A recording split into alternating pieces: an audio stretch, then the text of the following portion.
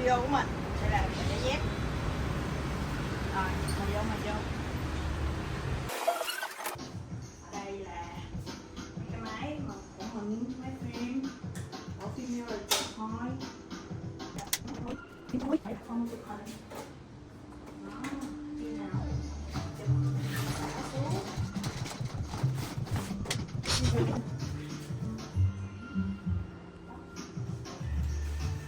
Rồi, ngoài ra đây là khu vực cà phê. Muốn cà phê thì uống, muốn trà thì uống. Muốn ăn bánh gạo thì để.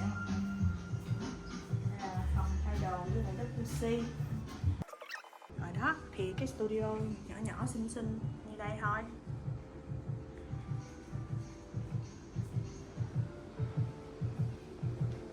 Rồi, cảm ơn.